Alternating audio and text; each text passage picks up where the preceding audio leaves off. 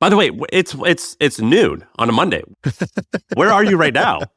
I actually skipped class to do this podcast. Let's go.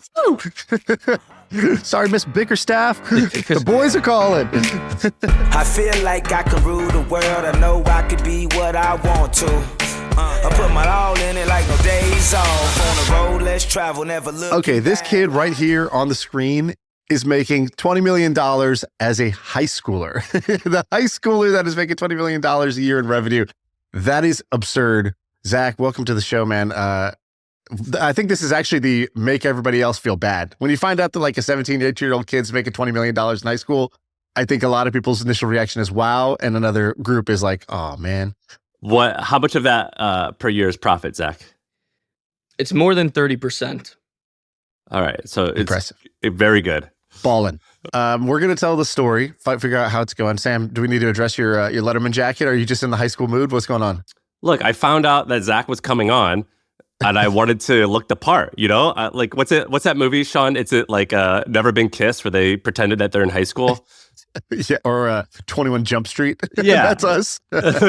Look, this is actually the second group of high schoolers that we spoke with over the last 2 weeks. I'm Jonah Hill.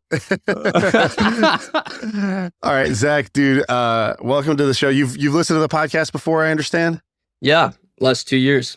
Would you say we maybe inspired you / were the sole cause of your success?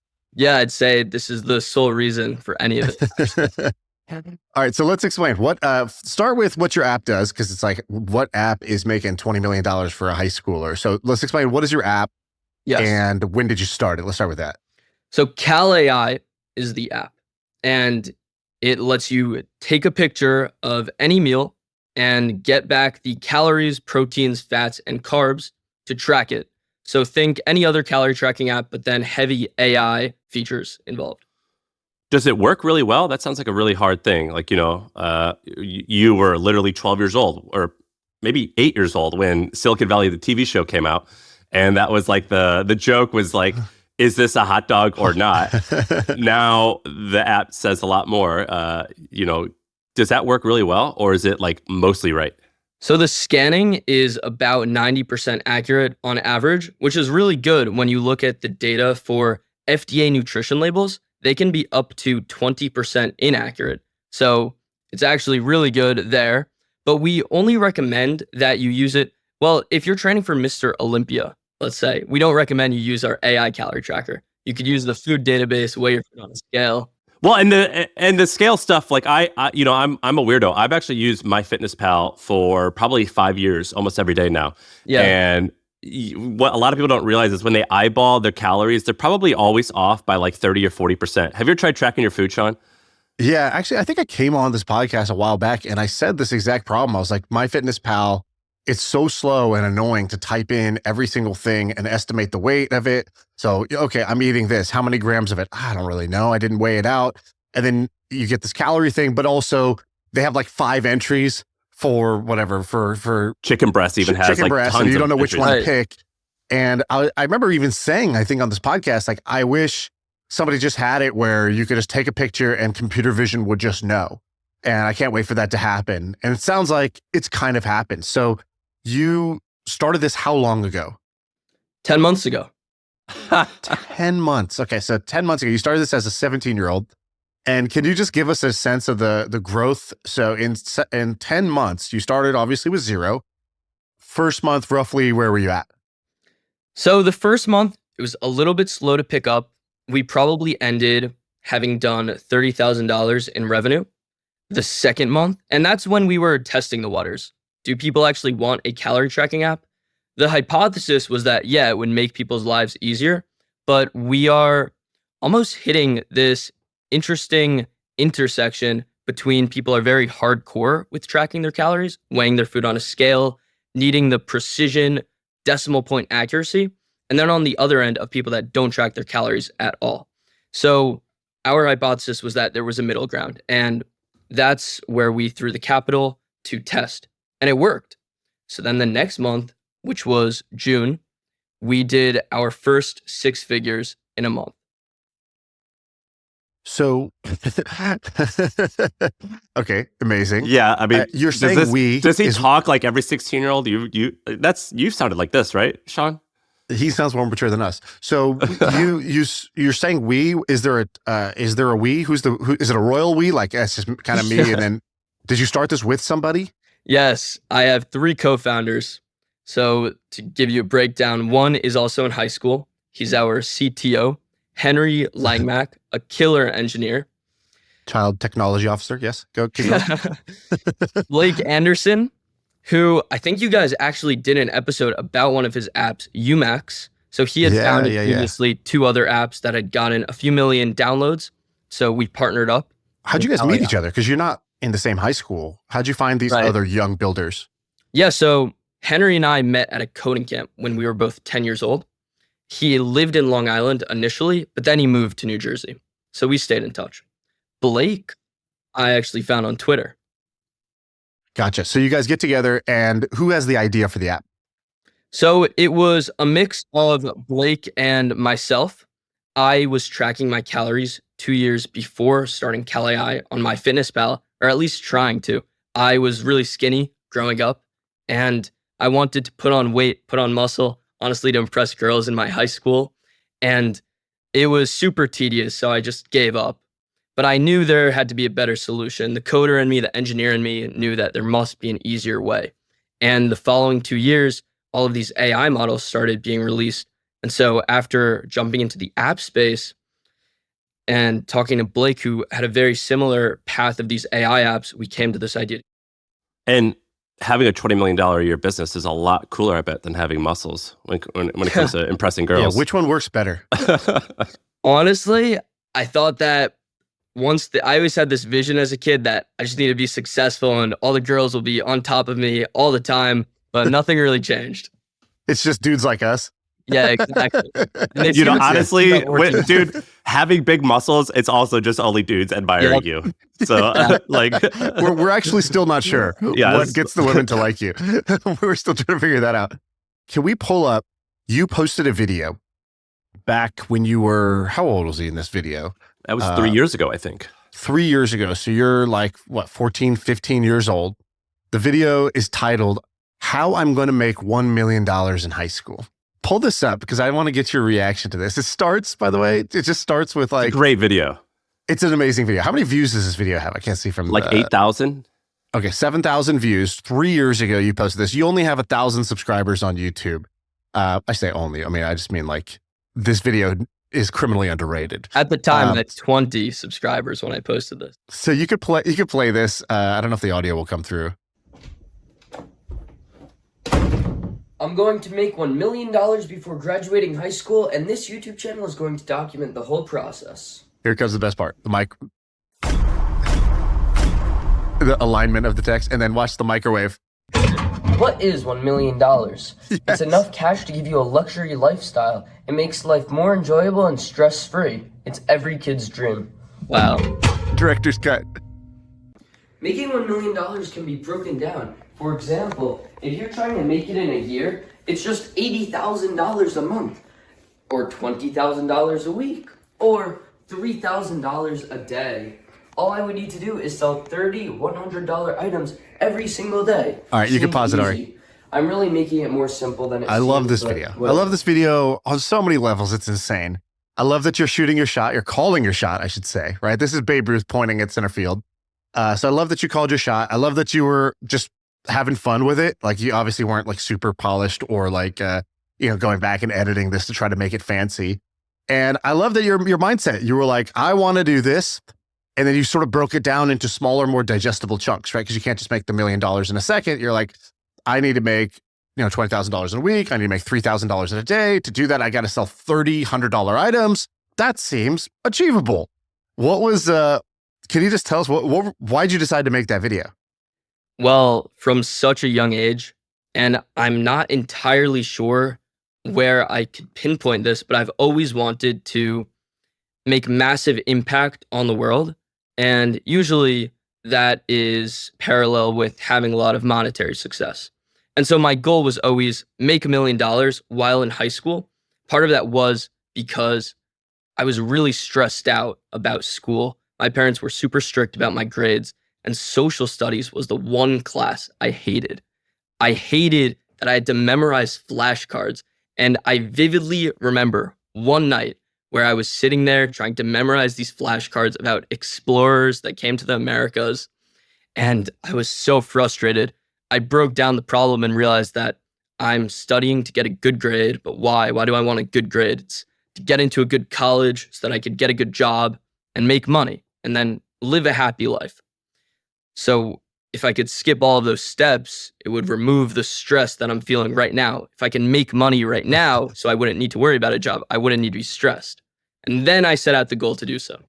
You're not wrong. It's the intelligent man's procrastination. It's like, should I study these 15 flashcards or make $1 million? I think I'll make $1 million instead. Are your parents entrepreneurs or are they just normal? The house was nice. That's a nice house. So my parents have both been lawyers for their career, but then recently, 2 years ago, my dad left his job at a company to start a financial consulting firm. And I always worry people are going to think, oh, because he started a business, that's where all of this came from. But I was entrepreneurial and doing things long before he actually left his company to start his. Do you like give him tips sometimes? I don't. You should offer to angel invest in his company and be his mentor. All right. So you, Sam, any thoughts on that video before we move on from the video? It's the best. You know, Shaan, we brought this up maybe 6 months ago on a podcast. I don't know if you remember that. And it was still like, is this kid, like, is this a joke? Like, does he actually have it? And you know, how like real is this? And we brought that up saying this is amazing if it turns out to be true.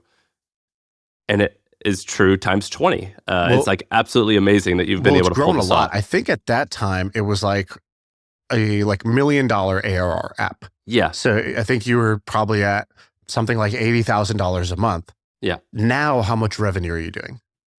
Well, last month we just did our first $2 million.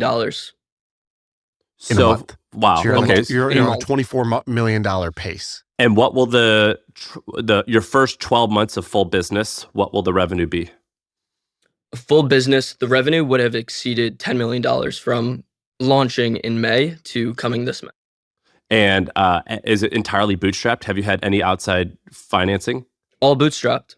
Wow. And how many employees? I'm just gonna I need to ask a bunch of questions so I understand all the info. How many employees? Totally. Right now we have 15 employees full time. Wow. Okay. That's 15. amazing. Wow, that's a lot. So what? How did you get it to work? Okay, so you make an app. You're a coder. You started coding when you were 7 years old or something like that. So I believe that you could make an app. And Yeah. it seems like, let's just do a quick summary on making the app. So how did you actually build this like thing? Are you basically taking a bunch of AI tools and then sort of, I'm not saying like you're just like a wrapper, but like custom building them for this use case of tracking calories in an app. Can you just quickly describe making the app and how long that took you? Totally. So a lot of people do look down on apps like Cal AI. They'll summarize them as just an AI wrapper and think that we aren't providing any value.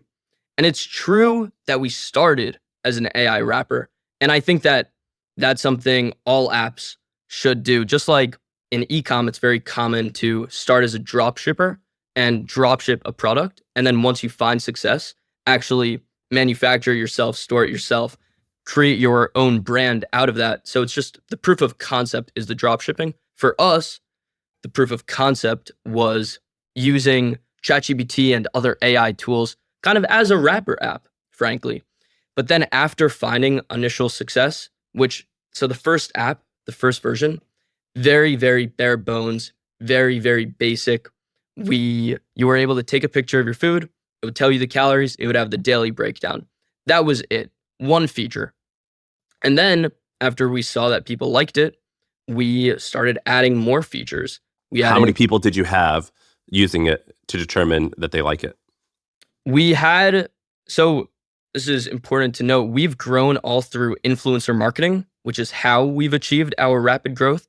And so after working with 2 influencers, having them post on their stories talking about the app, that's when we had the initial feedback and saw that people actually like. So let's go step by step. You make the app. App exists. Who are the first 10 people that see it? Family and friends? Is that where you started with, or? Family and friends, although we just disregarded anything from them because I always think it's biased. Okay, Smart. so you send it to them. They say, oh, it's great. You're like, all right, cool, but we don't really know. Next, what'd you do? What'd you do next? So next, we started contacting influencers, fitness influencers on Instagram and TikTok. Did my DM get lost in the mail? Why did is this in my other inbox? What's going on? Yeah, we'll need to get you on it. But so we reached out and most people just don't respond. It took me over 2 weeks to get my first response from an influencer. Give us a sense of the pitch. What's the DM say? So basically, you always want to start, at least from what we've tested, we've ran a lot of A/B tests on this. Paid promo, putting that first, the question mark, and then jumping into our app lets you track calories just by taking a picture of your food. We think it would fit your audience and would love to work with you. If you're interested, let us know and we can hop on a quick call. And so this works really well because it optimizes for that preview message the influencer will see in their inbox. They only see the first line or two. So the paid promo is what sticks out. And which influencer what was your, who was it?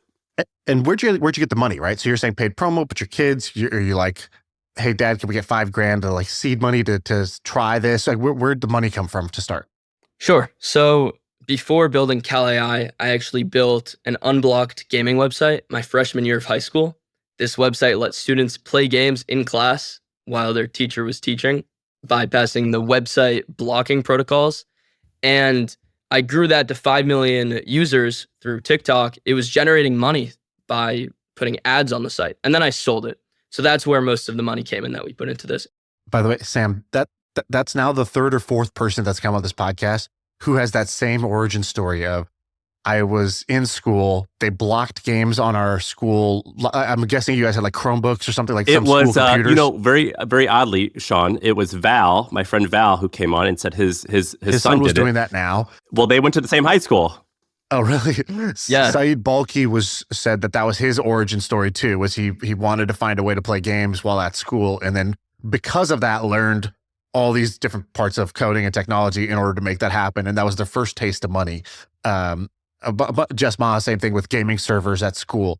So you had this, you figured out, all right, we have these school laptops. People want to play games. They're blocked. How'd you get around the block? And what was this thing called? The website was called totallyscience.co. And that's how it got categorized as educational. That was the main thing. But we also had all of these features on the website. For example, if you press the tilde key on the keyboard, it would redirect to Google Classroom. So if the teacher was coming, you could quickly hide it. Oh, nice. That's great. Hey, how can you complain? This is science. Not only this is totally science. This is only science. All right, so you do that. That company you were making how much? You sold that for how much?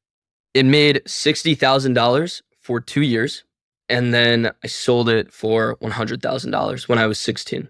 So this is like the first sign, to have a kid, to have your son, from your parents' perspective, do $60,000 in revenue and profit, something like that when they're 14. That's like asking, you're like, are you a drug dealer? What's going on? How are you doing this? Did that take convincing on your end to let them know what you were doing was totally legal? Like at any point, your parents are lawyers. Were they like, are you breaking any laws, man? Are you sure you're on top of all this? I definitely got questioned about breaking laws by my dad a bunch of times. He actually made me put up terms of service that said in all caps, you cannot use this while in school. This is only for breaks or at home. And my mom was always shocked every time I actually got a payout from Google. I think maybe it was that it didn't sound like a real business, unblocked games website. How could that make money? But I actually had money coming into my bank account that was under her name because I was too young to open one, and she was shocked every time. Did you do anything cool with it? The money? Well, not really, honestly. I put all of it into CalAI when we launched it. And pretty cool thing. The only thing actually that I've spent the money I've made on, and this was recent, was my 18th birthday party. I flew my friends out to Miami for a weekend trip. from high school. That's awesome. All right, sweet. So you put the money into Cal.ai, you got the money, you reach out to the influencers. You said 2 influencers start posting, and what are they posting? Is there some science to it? We just had, Rob the Bank on talking about TikTok as a distribution strategy, about what makes great TikTok hooks and videos and how that game is being played. Do you know, Rob, and I guess how have you guys played that game of short form content to grow your apps? So Totally Science and Cal.ai were a little different. For Totally Science, I was the one making the videos myself. I was recording my screen in class, saying, hey, if you want to play unblocked games, go to this website. And then I would put a little thing, a caption that says, comment what game to add next. And that would gather a ton of comments, making the video go viral. For Cal.ai, I'm not the one making videos. No one on the team is. It's all influencers. So we still use the knowledge from, what I learned from Totally Science to help these influencers make videos and make them go viral, to give ideas. But for the most part, we just pay the influencer that fits our niche. And then they're the professionals. They know what goes viral. As long as we can predict the ROI, which we have a ton of factors and variables we look at, then we let them run with it. You pay them on CPM, or how do you pay them? So CPM would be a blessing. And that's the dream for everyone if you could do that, because then you guarantee profitability. But these influencers, they need to be paid usually in advance. Otherwise, they won't do it. They'll have another brand that's willing to work with them. So you have to predict before they make any video how many views they're going to get. You have to look at their previous videos. But then you also have to keep in mind, not all views are worth the same. You have to analyze the comment section and see how strong their community is. And based on that, weigh how much you're actually going to pay them. That's wild. So you, is this thing pretty sticky, and where do you want to take this? So great, you go viral, you get people to download. I'm assuming they hit some paywall in the app that says, keep track of all your calories, blah, blah, blah. Is it kind of one of these churn and burn games where it's pretty profitable for the first couple months and then you lose people, or is it a sticky product? So it's sticky for the power users. They definitely stay around. And I mean, apps like MyFitnessPal, they're doing over $100 million a year. So I know we could get there. You look at the reviews, Shaan. So he has 65,000 reviews, and it's a 4.8 out of 5. So this isn't like an arbitrage, or like a get rich quick thing. Like, people really love the product. Yeah. What's the churn on these subscriptions? We actually don't know, because it hasn't been a year and more than 95% of our subscriptions are annual. Gotcha. Okay. But they're still using it, presumably. So that, if they're using it, they'll stick with it. Wow, this is amazing. And so you want to take this to be kind of MyFitnessPal, or you're like, hey, if somebody offered us, a boatload of cash, like, I guess, what's your mindset? Because I'm so curious, because if I was 18 years old, I don't know what the hell I'd be thinking. Like, even now, if I'm 36 years old, I still don't really know what the hell I'd be thinking in this position. What's the mindset of an 18-year-old? Because you got many hits in you. This may not be the only one. The same way that you kind of did a similar thing in Totally Science versus this, but this just had a much bigger market, much more market potential.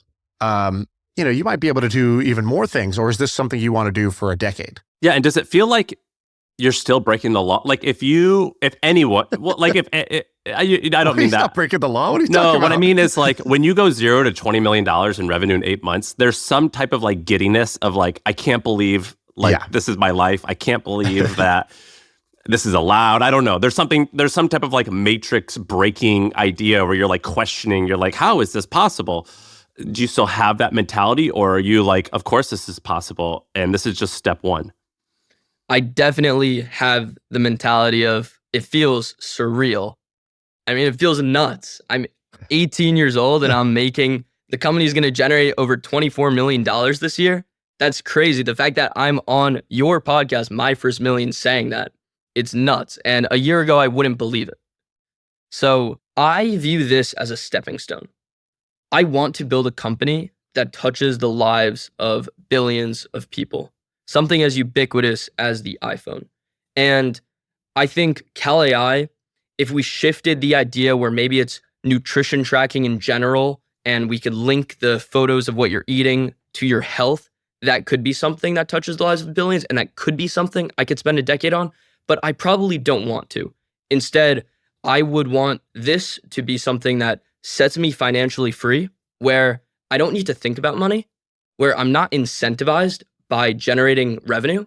And so I can start another company that is purely motivated by impact and scale of impact, something that I'm passionate about and can spend a couple decades on. Sam, I saw a post today from his partner, Blake. He posted something on Twitter today, and he said, I guess he's working on something called 10X, and it sounds like it's an app for learning. Like, oh, you can learn anything. You can learn AI skills.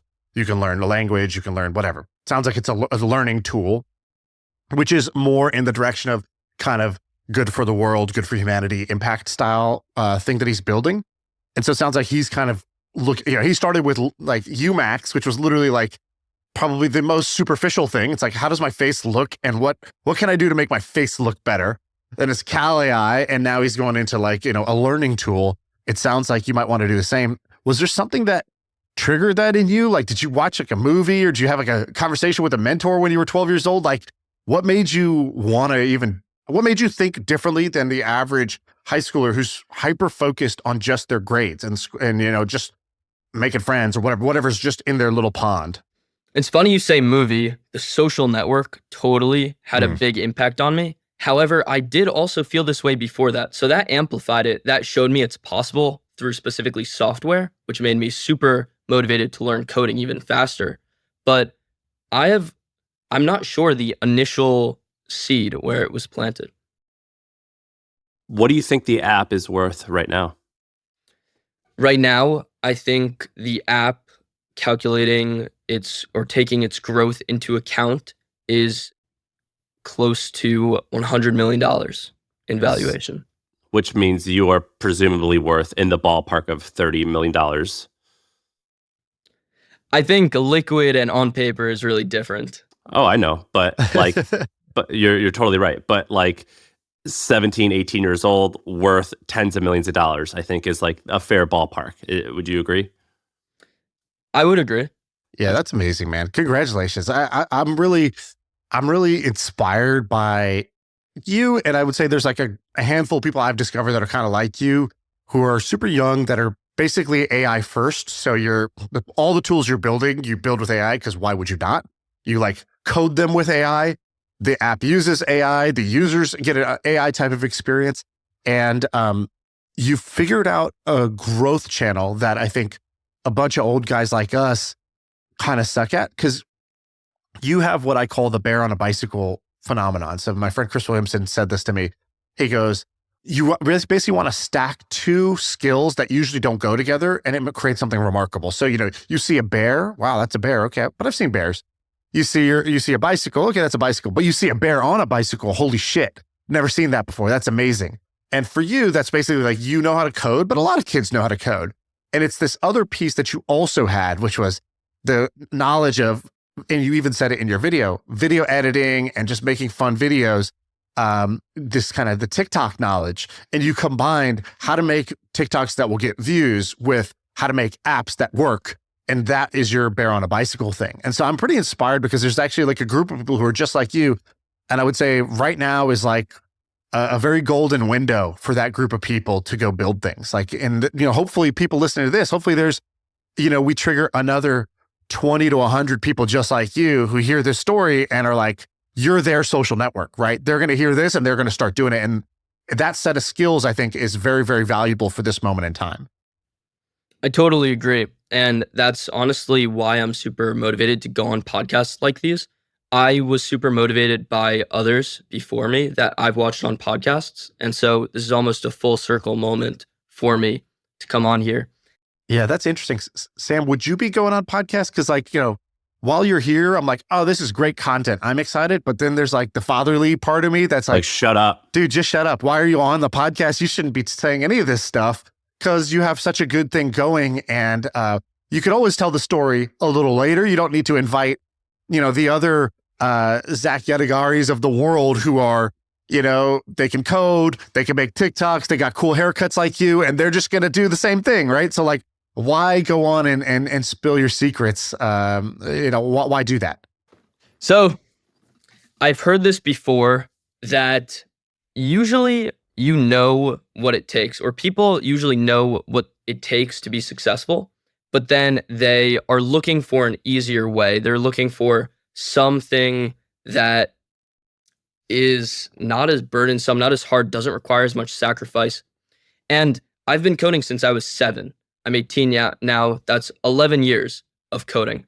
I've started totally science, and before that, I was tutoring kids in coding lessons for almost a decade of my life.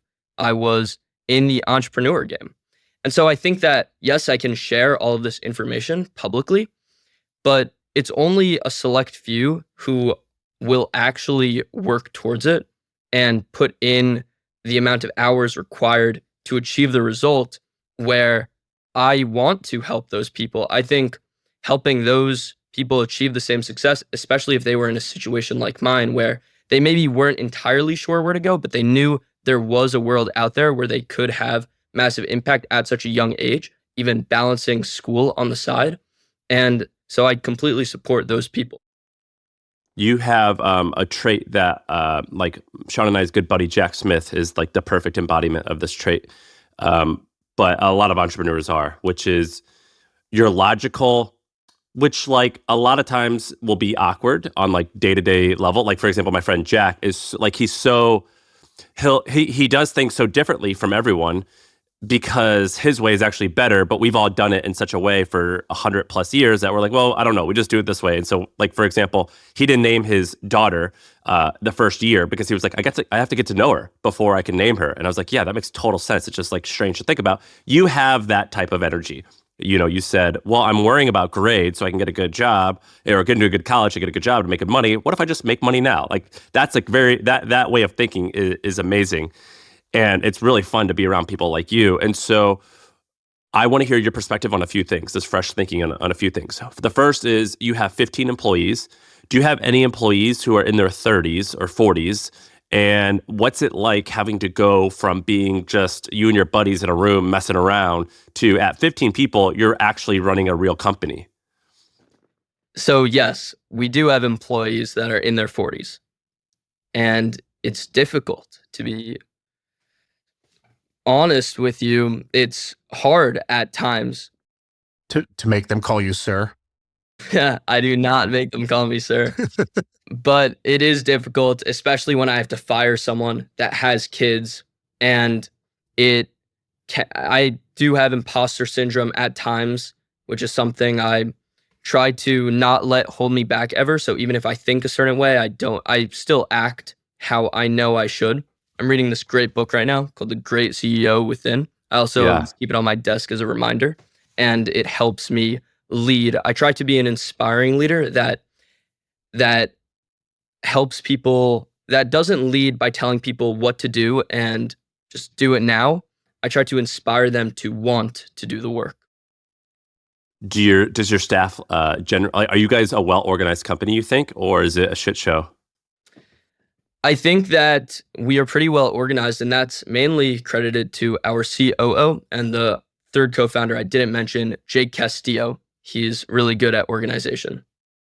So one of the things we talked about was like, why come and talk about this?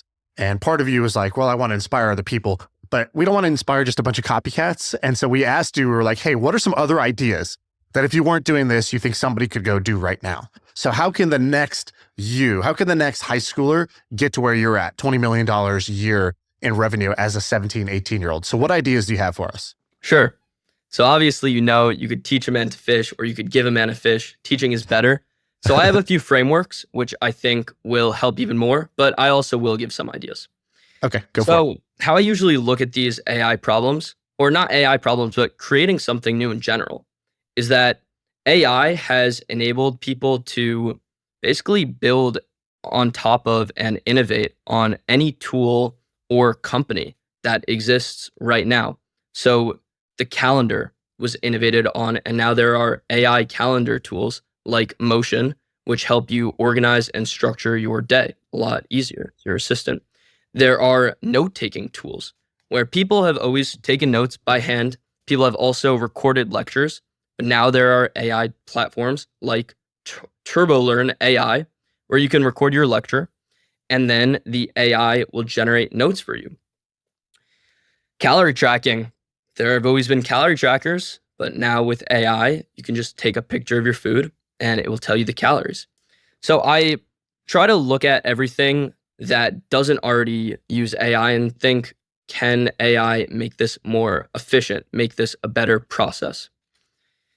And my perspective on coming up with new ideas is generally that I want to find something looking at it from marketing first principles is how I always think. So almost going backwards.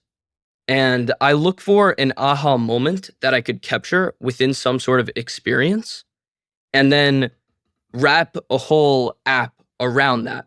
So for Cal AI, the aha moment is take a picture of your food, get the calories. And that's great for marketing material. They come on, they do that, but then there's a whole app around that that gets them to stay.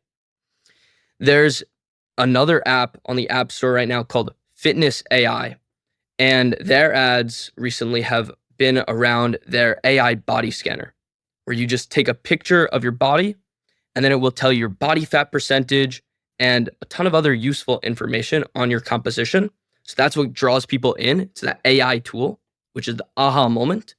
And then there's a whole fitness app around that. You stay to track your workouts on that app.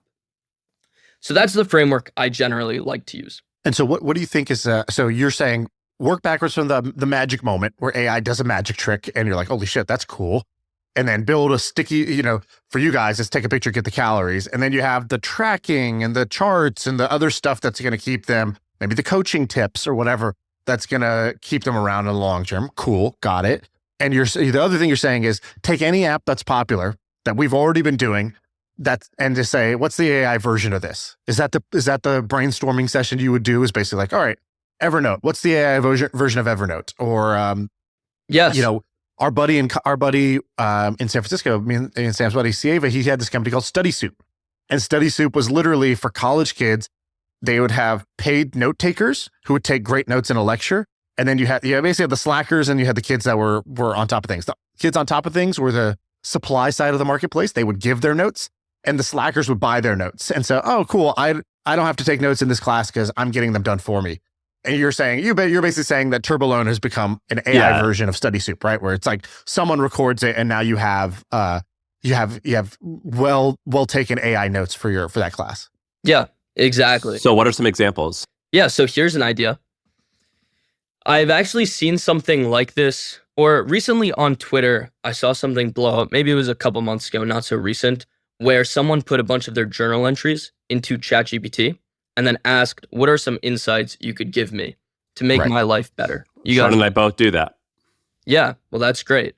So I think there is the possibility, and I think this would be a great idea, to build a journal app. And these journal apps already exist. So take an existing one, and this is the spin. So you could make it voice notes, you can make it typing, whatever, doesn't matter.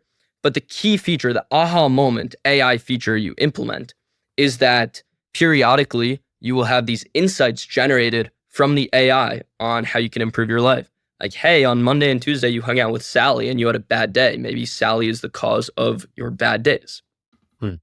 Gotcha. Okay, I like that. So AI journal. I feel like with the kind of younger generation, I feel like therapy is a lot more normalized. Therapy is cool, basically. Whereas in my generation and my parents' generation was like, therapy equals you're broken, you have a problem. And it was like, more taboo. The whole idea of Sopranos was a guy who goes to therapy and now his friends are going to murder him because he's so soft. Yeah, exactly. And now I feel like with the younger generation, it's almost like a cool thing to do. I don't know, maybe I'm speaking out my ass here. You tell me if I'm wrong. But it's way more normalized. It's not a taboo thing. And in fact, probably being anti-therapy would be a little bit low status now at this point. And I feel like, but the problem with therapy, of course, is that it's a little bit of a loaded word, and B, who's paying $100 a session for this type of stuff when you could have the AI therapist in your pocket, whether they're using your journal entries as the starting point, the magic moment, or not. What do you think of that space? Do you think there's something interesting there? I think AI therapists are something that a lot of people have spoken about, and I haven't seen anyone do it great. There are definitely apps already where you could talk to people, these chat bots, but I think they're all missing the feeling that you are actually being heard, that the feeling you would get talking to a real therapist. So maybe it's the verbal aspect that's missing, and something like ChatGPT's voice mode, integrating that can now actually make it a better session than just typing. But that is a good idea that uses the AI spin for sure. Gotcha. And what are some other ideas you have? You have two more, it looks like you wrote on here, yeah? So the first one is some kind of system or pipeline to convert an Android app or an iOS app to the other. And this is something that would greatly help startups. When we started Cal AI, we built it on Swift. And that's because Swift, usually you can make a much smoother user experience on iPhones. Using something like React Native, which can build to both iOS and Android, it's more difficult because it's not actually using the native components to make something that feels super polished on an iPhone. After building it, we had all of this demand for an Android app, and it was problematic. We had to take away from development time on the iOS app to build out the Android app, and we had to release it a few months after. It costed us thousands of dollars, tens of thousands of dollars. And every time you build a feature, you have to build it twice. You have to build it on one and then on the other. Yes, every single time. So it's annoying. I think with all of these AI tools, there is definitely the possibility to build something that lets you upload the code base to one native project, and then it will convert it to the other. Now, right now, I think AI can probably do 90% of the work, but there will need to be a tiny bit of human intervention. So maybe this would be best done as an agency that's very AI powered at the moment. But very soon, it's going to be something where an AI agent can do it all for you. Yeah, that's a really good idea. We used to use something. I had an app like years ago, a roommate's app, a roommate finding app. And what was it called? Where we used something that turned a web app into an iPhone app. I mean, there's been a lot of tools like that. And they were horrible. Like it was it was really bad, but they were huge companies. Yeah. Because this is a problem, right? Like you have to maintain two different apps. Every feature you have to build twice. Every platform has its own bugs, and you basically have to hire double the number of people because the Android guy focuses on Android and the iOS guy focuses on iOS, and so now you have more headcount. And so you always want this thing that's like, but you need it. But still, you're right. Like having it be native actually results in a better user experience, more stickiness, more revenue, et cetera. So if you try to do the web app thing and you just put a web app and you try to wrap it, it doesn't work as well as doing a native app. And so you're right that basically AI coding is getting so good that you could do 70, 80, 90% of the code transfer just through AI. And then maybe you do it as an agency, or you have one person who's doing that the last mile to get it to work well. That's cool. What about this remotely configurable onboarding flows? This sounds like, to use a framework, it's a paper cut you have, right? So some of the best places to find startup ideas is you're trying to do a startup, and in the process of trying to do it, you run into something that's like, God, I wish somebody had just built this. And maybe you build it in-house, or you just keep dealing with the pain, and that's a very good source for startup ideas. Yes, I have heard that a piece of advice, to work at a startup to come up with new ideas, and it's 100% true. So while working on Cal AI and then a few other apps before Cal AI, while I was learning how the whole consumer app space works, every app, you have to build out the onboarding flow. Every popular app on the App Store has one. It generally will ask the questions that are either required to set up your account or simply to prime you for what's coming, to explain something that's going on in the app, or to ask you questions that set your mind in the right direction to maybe help you convert when they actually hit you with a paywall. And there is no good solution right now to build these. Everyone has to do it custom in their own code base, but someone could really easily make a system where anyone can swap out the questions, remotely do A/B tests on these, which another problem here, is that anytime you want to test out something new within your onboarding flow or within your app in general, you have to submit an update to the App Store, which could take a few days.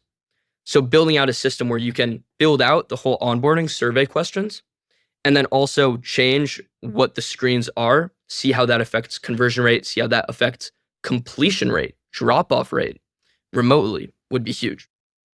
Are you the type of person that even though you have a full-time gig, you are experimenting on new ideas that are unrelated to Cal AI?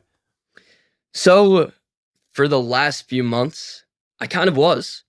We were orienting ourselves as an app studio very briefly.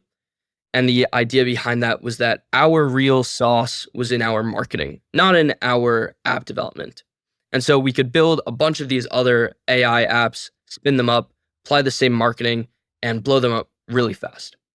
But at the scale Cal AI is and the rate it's growing, we realized pretty quickly that it made more sense to stay full-time on Cal AI because the same time it would take to build another app and scale it to 6 figures revenue, we could have added an additional 7 figures in revenue to Cal AI just because everything boosts each other. Increasing retention will increase LTV. And as we increase retention, we could increase a funnel. So 1 + 1 can equal 3 instead of 2.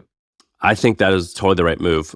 Is there anything, Zach, Shaan and I are parents, and there's a lot of people who listen to this who are parents. Is there anything that you seem traditionally, obviously you're traditionally successful, but you also seem like you're very thoughtful. I think you're that well-spoken, yeah, thoughtful. Like you seem like you'd be a good son regardless of, Thank you. Regardless if you, who cares about this app, like you have your shit together at a very young age, emotionally.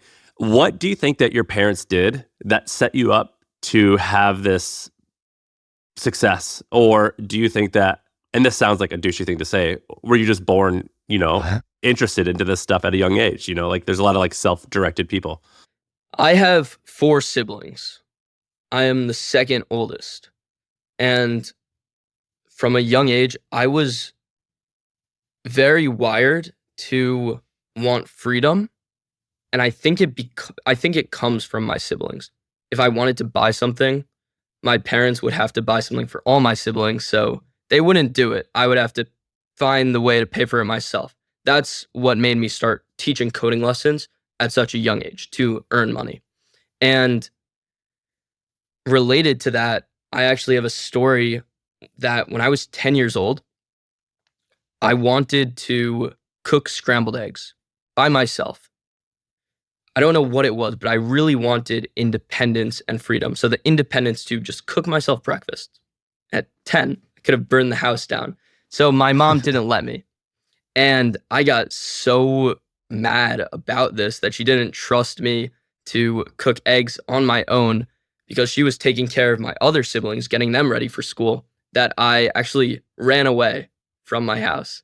And I ran probably 15 minutes from my house to a local soccer field, and the police were called. I actually got picked up by them and brought back home. I was going to come home eventually, but I did run away.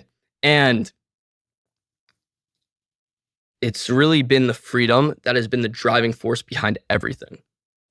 The yearning for freedom. Well, but you have that now. Somewhat. I still feel confined, honestly, by being in high school. I haven't dropped out, and I want to go to college just for the social life, not obviously to get a job. So I always feel almost trapped in situations where the outcome is determinant on what someone else decides for me, not something that I can control for myself. And someone has to accept me into the college. If I let my grades drop in high school, then they could rescind me, even if I get into the school. And I hate that. But right now, for the next year at least, I think I have to make that sacrifice. And then when I'm in college, I want to make a good group of friends, then drop out. So That has to be free. You're going to go. What's your GPA right now? My GPA is a 4.0, and I do want to go. And What did you get at the SATs? SATs? Yeah. So I took the ACT, and I got a 34. Okay, And that's so very that's like good, I think, right? yeah, it's like that's 2 points away from it's like a 90. It's a 99 percentile, 98 percentile. Okay, so you haven't like neglected school. You got a 4.0 and you did good Totally. on your I'm ACTs. doing this with school. I'm working hard in school. I'm not. By the way, it's noon on a Monday. Where are you right now? I actually skipped class to do this podcast. Let's go. Sorry, Miss Bickerstaff. The boys are calling. Are you at school right now or are you home? No, I left school. I'm home right now. And you told your parents it's because there's this podcast that I want to go on and it's going to be good for business. Yeah. How many other people do you know that are like you? Like, is there a community of like 100 of you guys who are like high schoolers who actually build shit and want to do cool things? There's not that many high schoolers, but there are people who are slightly older, 19, 20. Sam, look at how he's already got the mastermind hand pose. He already has the visionary hand position naturally, dude, straight out the box. I have a handful of people that I'm friends with, but not many. Definitely Do you not. guys have a club? Do you have a name? Yeah, like the Grubs? Yeah, it's the Cool Kids Club. That's it's you guys are pretty cool. So that's a good always name. wanted to be in.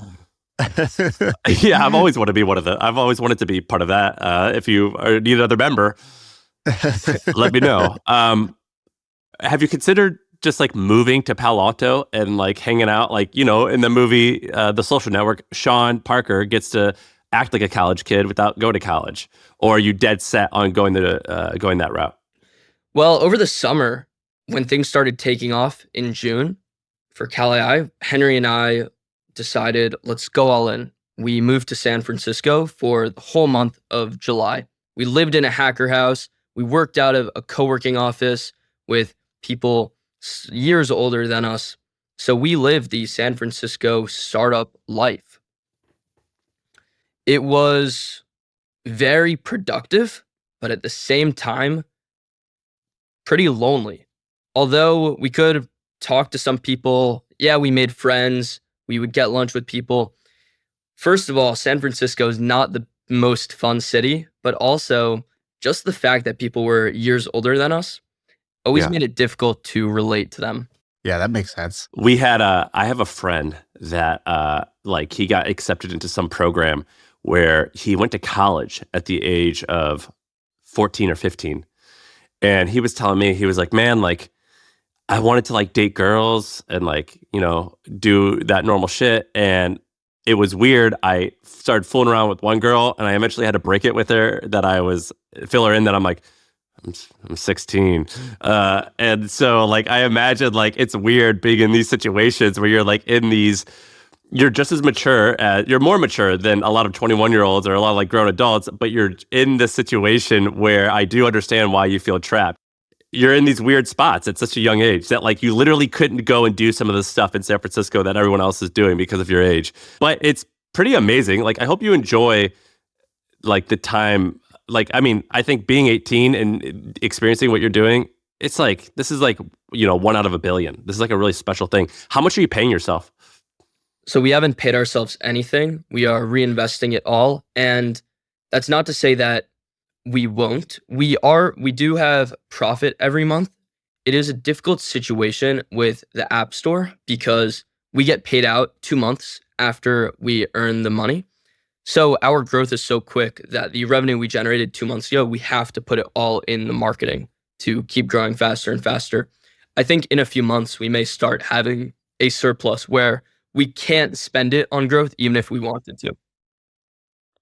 Yeah, that's great. Dude, this is awesome, man. Congratulations. And I'm excited to see what happens. Who do you admire? Who are you learning from and looking up to? Like who's inspiring you? Are you just like, oh, Elon and Jeff Bezos, that's what I care about? Or are there other people that you're more interested in personally? Like you said, you used to listen to podcasts as inspiration. Who are some of those people that you like to listen to? Totally. So I love your guys' podcast. I'm more inspired by people who are dead than people who are alive. And maybe that's because I feel like they're not my competition anymore, or they are, but they're not progressing anymore. So I see exactly where they ended up. But Psycho, love it. Yeah. I get it, you sick fuck. Yeah. Makes sense. They're not my competition anymore. I've Yeah. already finished them. Yeah. People like I think he's going to kill us, Sam. Yeah. I think he just threatened us, Loki. Yeah. Okay, so you like learning from dead people. What does that mean? Books? How are you learning from dead people? I like audiobooks, but I don't actually like reading physical books. I also like learning about them from podcasts. Which dead people? Oh, so like Founders? You like the David Senra's podcast, Founders? It's one of my favorites. I do listen to that. There's one I've listened to recently, How to Take Over the World, which Oh goes yeah, into our boy people- Ben. Let's go. So let me ask you a question. What's a thing that people your age are doing that seems weird to us, but it's totally normal? So like, what's a phenomenon that you're like, yeah, kids love doing this. They spend all this time doing this, or they spend their money on this, or this is a new trend that seems to be weird to others, but we get it. It's normal for us. Yeah. By the way, is wearing Ralph Lauren polo sweaters, is that a new trend that young people are doing? I think you've influenced Sam. Yeah. It's a great sweater. Yeah. Sorry, go ahead with what cool young people are doing. So there's something really interesting, a really interesting phenomenon I've seen recently. And it's not a new software. It's not a new social media platform. What it is these little things you put on the back of your phone. It's called an Octobuddy. Octobuddy. And it has suction cups on it. So you could stick your phone to a wall. You could prop it up on your table and watch videos is the purpose. I don't think I've never seen someone actually use the suction cups how they're designed to, but it's a trend among all girls in my high school. Over the last few months, I've just seen more and more people have it. Now everyone does. And it's fascinating. Something So definitely it's like a TV mount. You can mount your phone to any surface basically. And what do you mean it's not used how it's supposed to be? Isn't that what it's supposed to be? Well, I think it's more of something where now girls look at it like the color of their nails or having long nails on, where girls get different colors, and Oh, it's it became more an of a accessory. stylistic accessory status thing than actually function. Keep going. Tell me what young Yeah, people this is like. great. Like whenever What I meet else? a young guy, I'm like, tell me everything. Well, that's the main thing that you wouldn't typically notice. Are your friends drinking? Yes, definitely. It's big. Do they like to party? Do you guys like to smoke weed? I'm someone who doesn't do any drugs. I'm pretty against them, and I don't drink either. But everyone around me is. So drinking's common. Very common. Very, very. You also mentioned this like turbo learn thing. That sounds pretty awesome. What else is like who else is like you out there who's basically scaling up to millions in revenue just off of this kind of like AI TikTok type of model? So there are a bunch of consumer apps that are coming out or have come out. And honestly, I think a lot of it is attributed to Blake and I speaking publicly about this, showing that it's really possible in the app space. So new apps like Quitter, which is an app designed to help men quit porn with all of these little social, or like by having streaks essentially to gamify the whole experience. So that's a new one that just came out. You inspired these guys? I'm friends with the founder, and he was inspired to get into the app space by seeing Calais really take off. He was with me in the early days. That's cool. It's got 5,000 reviews on iPhone. That's pretty good. Yeah, so they're on track to make over $1 million this year. I think consumer apps right now are like the new drop shipping. You know, Shaan said this once where he was like, Shaan was like, I'm a content creator. He's got newsletters and Twitter and podcasts. But these TikTok guys, it's as if, I am really good at riding horses, but along comes Henry Ford, and it's just the cars are no comparison. There's no way my horse and I are going to outrun even the crappiest car. This is one of those moments that I'm having right now talking to you. So like for a long time, Shaan and I, our friends will do drop shipping. When we were 25, that was the thing, is like create like a drop shipping site. And people still do things like that. Seeing what you're doing with tech and influencers is so much better than like you even make Mr. Beast look old. You know what I mean? Like chocolate. Like what? That's crazy. Make it, you know what I mean? But dude, people used to look at me and Sam when we were like, so we met when I was probably 24, 25 years old. We were the met prodigies. and it was like, okay, that's very generous. But what I mean is like, it'd be like, if there was something on the fringe or the edge about either growth hacking or like a clever way to make money, usually it was us who knew it and people would ask us about it. Like, Now I remember we're asking having you like about it. The Atlantic, the publisher, come to my office and they're like, newsletters. And I'm like, yeah, like it's a thing. That's old news now. These guys are so much better. And we are that person now. I'm going to go to his office and be like, just tell me everything. It's something that always happens. It's going to happen to me too. I know that every year I age, I am becoming exponentially less impressive. And there's someone that's going to come and be the next big thing, the growth hacker that is in the front of everything. I think it's just about building momentum.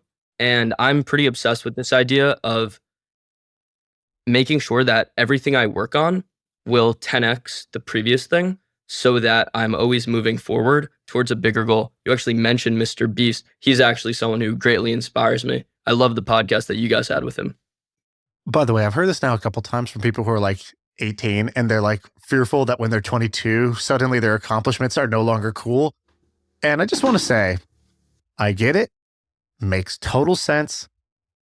It's also total nonsense. And what I mean by that is not only is it still super impressive, but the real game is when you stop trying to impress people. And so what actually happens is you graduate out of the I need to impress people phase. And the person who's 17, 18, they're still getting that high of being the impressive person. Oh, everybody's kind of patting you on the back. And actually, the only way to win the game is not to continuously be the youngest, best looking, richest person, because you'll never win that game of comparison. The only real way to win the game is to realize like, oh, I just need to be doing the things that are fun for me. And like the act of doing them is rewarding, and not look for the rewards of impressing people, which is obviously easier said than done. But that's the real thing to focus on, and not like this feeling of I'm running on quicksand, because I'm getting older. Oh no. Or like, I have to 10x my growth, even though I'm already at, 24 million ARR. It's like, sure, that's all fine. I'm not against growth, but, somebody said this to us. Actually, they said this while we were hanging out with Mr. Beast. They go, be very careful, because growth for growth's sake is the ideology of a cancer cell. And so, growth for growth's sake is not where it's at. And there's more to the game than that. And he's like, I'll leave you with that to kind of figure out what is the answer. I'm not going to sort of try to tell you what I think is right, but I'll point that out, because I think for me, when I was young, and I know for a lot of ambitious people, it just seems like grow. It's the only thing. And it comes from a little bit of a, I don't know, like a little bit of a place of anxiety, I think. Right. Yes. And I've had a similar thought to this, where I'm not sure if it's a good thing or a bad thing, but I've thought, okay, once I find my success and let's say I'm quote unquote financially free, will I even want to start something new? Or will I not care anymore and just want to find happiness elsewhere? Maybe I have one of the tenets of happiness, which is I'm financially taken care of, but then I want to prioritize relationships and happiness in other aspects. So you're always going to be making stuff. I'll predict the future. Maybe you'll take the foot off the gas and want relationships and a family and all that stuff. You are going to be creating stuff for a very, very long time. Well, that is why I'm going to college. It's almost to take my foot off the gas a little bit, build relationships, and then I want to drop out after a semester or two. I mean, I think that's really smart, because you have your whole life to make money, but you really only have this 4 years to make lifelong friends from college. So actually, the scarce thing is the friendships and that college experience, because there's a window of time that expires. And so do that, because you still have 50 years to make money after that. What school do you want to go to? If I got in, then Stanford is likely the top. Surely we have listeners. This is going to reach a lot of people. Surely there are some people Dean, listening. I know you're listening. Yadagari, Y-A-D. Yeah. You can find him on Twitter. DM him. Actually, that's what they should do. If I'm at a college right now, I'm DMing this kid an acceptance letter. That's how a college needs to hustle. I'm tired of these colleges. Yeah, you're gonna get a DM. Someone's gonna be like, "Sup?" You're just gonna get a DM from the D. Sup? Who's your favorite? Who are your most inspirational follows on Twitter? I want to basically, I find you so fascinated. I want to be inspired by the people We you're want your currently info inspired. diet. Yeah. I want your info diet. Who do you inspired by, and try to make it people who you think I won't know. Okay. Who do I follow? I actually don't usually use Twitter for people I'm inspired by. That's interesting. What's your like main social network? What do you use when you're bored? What do you open up? It is Twitter. It is Twitter. That is my main social network. When I'm looking to be inspired, there are definitely a few people. David Goggins, for example, he just pumps me up. So I have people like him that, inspired by his mindset completely. I used to actually be in this phase where I was addicted to motivational content. I curated my TikTok For You page. I only liked motivational videos. And anytime I lost motivation, I would just scroll for 5 minutes, then get back into it. So definitely those kinds of people. But it's mainly those like Mr. Beast, Elon Musk. I follow both of those on Twitter. My own co-founder, Blake Anderson, who's a few years ahead of me in life and knowledge too. So definitely learn a lot from him. Cliff Weitzman, he's a recent friend of mine. I think one of you know him. Yeah. We know Cliff. Yeah, so he's super inspiring to myself as well. That's dope. Okay, amazing. Sam, anything else? Is there? Don't ask me, Zach. Is there anything else that you want to inspire me by? Like you're amazing. Like anything else that you want to tell us? Yeah. Did we miss anything? I appreciate that. I mean, it's always hard going on these podcasts. Like, it's a whole full circle moment, and also it feels almost bad speaking about all of this. I try to stay humble, but then at the same time, I know you have to speak your way into the world. If I wasn't posting anything publicly, I've had a lot of debate over the personal brand, then I wouldn't have so many opportunities that I have had. Shaan, one of my best buddies, Val, I think Zach asked him out to lunch or something the other day. The other day, and was just asking him for advice on maybe coming on this podcast, but also business advice, because Val's a great guy and really successful. And I thought it was funny because actually you remind me of Val a lot, Zach. But it was funny. Apparently, Val's kids were like, "Were you hanging out with our friend Zach at lunch the other day?" And he was like, "Yeah, but it was like a very oddly a business context." But anyway, Val called me and was like, "This guy Zach is one of the most impressive people I've ever met." And Val is a very hard person to impress. He's pretty low key, and so.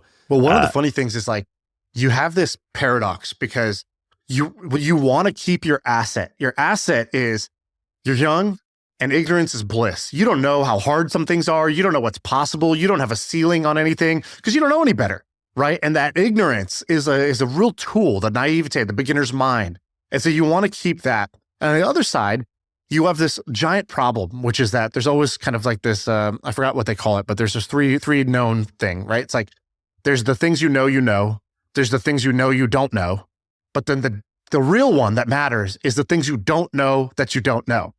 And so talking to whatever, smarter people who have played the game for 15, 20 years, they will help you surface that last one. And that last area of things you don't currently even know that you don't know, that's the thing you should be worried about. But how do you worry about it? You don't even know. You don't know where to look. But it's by talking to other smart people that gets revealed to you. And so you have this paradox where you want to keep what you got as your big asset, your naivete, your beginner's mind, your useful ignorance. But at the same time, talk to some well-meaning people who are a little bit wiser to try to figure out a little bit of a push in one direction or the other. They'll kind of nudge you. And that little nudge can totally change your trajectory, right? Because just imagine hitting a golf ball and even just changing by 2 millimeters the angle that you hit that ball, it ends up in a totally different spot. So you want to find those people who are your 2 millimeter people, the people that will just give you that slight angle adjustment in order to make it happen. I don't know how you do that exactly, keep both of those, but that's what I would do if I was you. I'd try to find a way to keep both. I totally agree. I have heard that it's much easier to learn from someone 10 steps ahead of you than 100 steps ahead of you. 100 steps, so much is missing, but 10, you can piece together. They can lift you up the extra steps and help you get from 0 to 10. Yeah, and one other thing you're going to figure out is that all successful people do not have equally valuable advice. So you will meet a lot of people who are successful or sound interesting, but their advice is not great. And the hard part is figuring out how to parse it and dissociate it slightly from the result, because their result might be totally dependent on the context, luck. There's a whole bunch of different variables that will lead to that, or maybe just their understanding of your situation. And so trying to figure out how to parse advice is like an underrated skill. And make sure that the people you take advice from, that they're actually happy. And they're people and they're people you admire, or they're whose happy life for themselves and they're happy for you, you know? Yeah, like you'd want their life. It's a very good point. All right. Well, on that point, let's call it a day. I think you got to go back to school now. Yeah, lunch is over. Hey, thank you, Zach. You're the man. Anytime you want to come on, please let us know. Congrats, dude. Thank you for having me. And I'm gonna use the app. So I'm gonna download your app right now. Start tracking. Yeah. Thank you. And that's it. That's the pod. I feel like I can rule the world. I know I could be what I want to. I put my all in it like no days off. On the road, let's travel, never looking back.